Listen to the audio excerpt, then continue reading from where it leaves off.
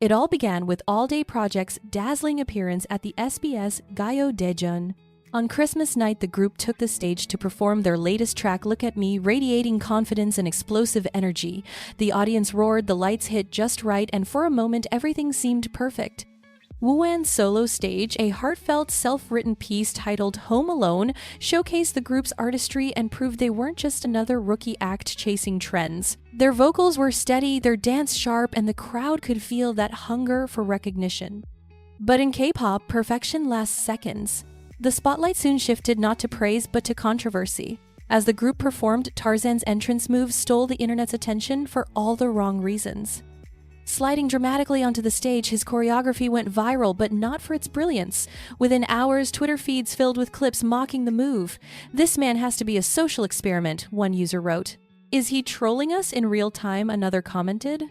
Fans quickly rushed to his defense, insisting it was part of the original choreography, nothing more than a misunderstood creative choice. Yet the damage was done. What should have been a celebrated performance turned into an online battleground. Critics dissected every frame of Tarzan's move, and the meme culture took over, burying the group's effort under layers of sarcasm and debate. Still, the controversy gave All Day Project exactly what most rookie groups crave: attention. Whether loved or mocked, they were being talked about. And in the ruthless world of K-pop, going viral is a double-edged sword. Fame cuts both ways. The question is, how do idols survive when a single dance step can turn them into a trending topic overnight? If you love deep dives into the scandals, drama, and chaos behind K-pop's brightest stages, hit that subscribe button and turn on notifications, because this story is just getting started.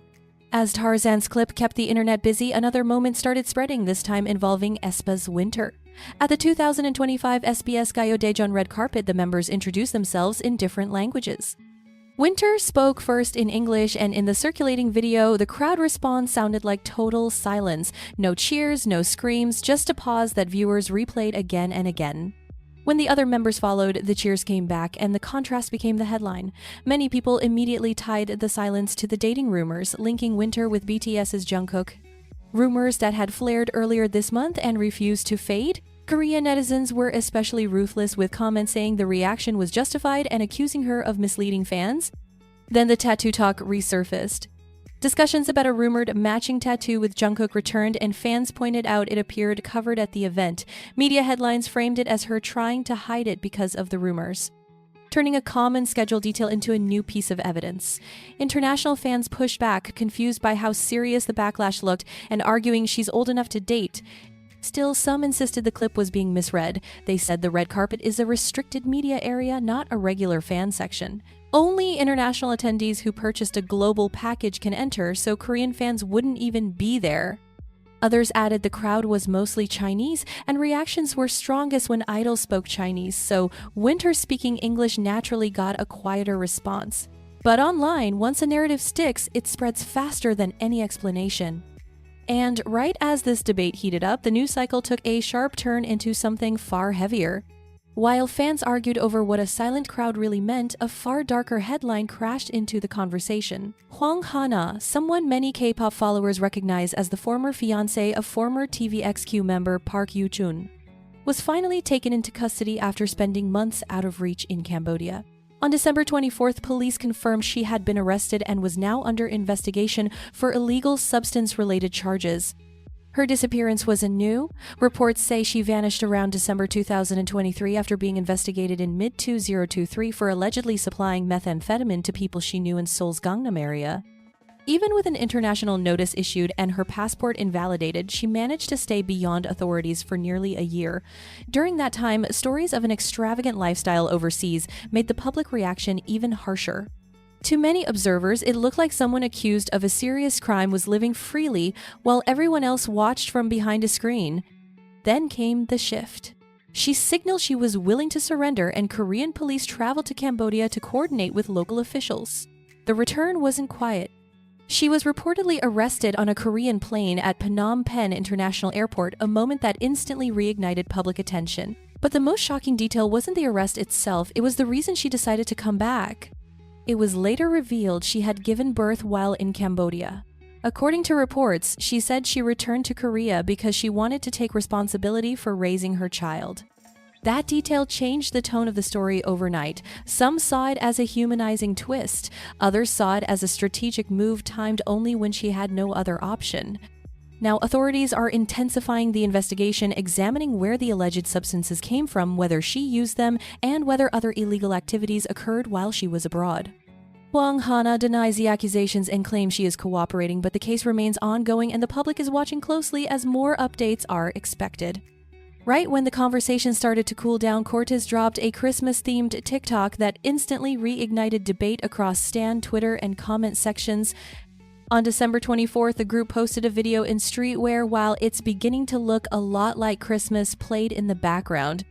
But instead of matching the song, they leaned into exaggerated gestures, dramatic poses, and random hand movements while wearing ski masks, sunglasses, and oversized fits. It looked like a parody of music videos that don't match their tracks, the kind of trend that usually passes without much damage. Cortez didn't get that luxury.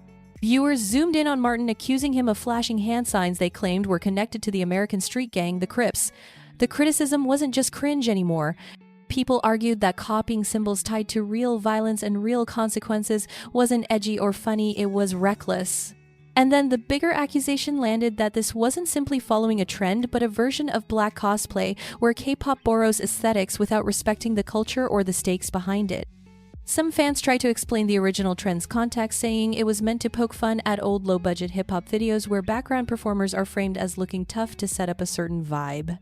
But critics argued that when you move that imagery into a corporate K-pop setting, it stops being self-aware and starts looking like imitation. That's when comparisons exploded online, with people bringing up the earlier Kiss of Life livestream controversy and asking why the backlash didn't feel equally intense this time. Others claimed the difference was power. A bigger company, a male group, and a fandom willing to defend first and ask questions later. Some even compared the situation to the way Tarzan was dragged for a single choreo moment, arguing that Cortez was getting far more leniency for something more serious. Defenders pushed back, insisting there was no intent to offend, that the members grew up immersed in hip-hop, and that the clip was being framed in the worst possible light. And just when the timeline couldn't get any heavier, the biggest headline hit.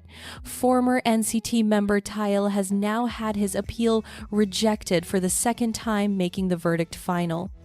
The case dates back to June 2024 when Taeil and two others identified as Lee and Hong were charged with forcing themselves on an intoxicated foreign woman who was reportedly unable to resist. The details ignited outrage from the start, and by the time the first trial concluded in July, the court sentenced all three to 3 years and 6 months in prison, along with mandatory violence education and related programs. But the story didn't end there. After the ruling, the defendants appealed, and in October, the High Court dismissed it. Instead of stopping, they attempted a second appeal, and on December 26, South Korea's Supreme Court First Division also rejected it. That decision sealed the outcome, leaving no more legal room to fight the sentence. For many observers, the finality wasn't just about the prison time, it was about what the repeated appeals signaled to the public. Online reactions were immediate, and the anger only grew stronger because so many people already believed the sentence was far too light given the seriousness of the crime. The conversation wasn't just criticism of Taeil. It became a wider debate about accountability in K-pop, about how fame can distort consequences, and about how scandals don't stay contained to one idol or one company. Fans on platforms like Reddit questioned how someone could keep appealing when the punishment was already seen as lenient. Others focused on the victim, saying they hoped the final ruling could at least bring a sense of closure after months of headlines, commentary, and speculation. In a world where idols are marketed as perfection, cases like this expose a different reality, one that can't be explained away by choreography, PR statements, or fandom loyalty. And that's the part that makes this industry so unsettling. K-pop can turn anything into content. A dance move becomes a meme, a rumor becomes a weapon, a TikTok becomes a cultural flashpoint. But when the story shifts into real harm and real consequences, the glamour disappears, and what's left is the uncomfortable truth behind the spotlight. If you want me to keep covering the biggest K-pop scandals, industry conflicts, and the stories no one can stop talking about, Make sure you smash that like button, drop your thoughts in the comments, and subscribe to the channel right now. Turn on notifications because the next part is already brewing and you won't want to miss what happens next.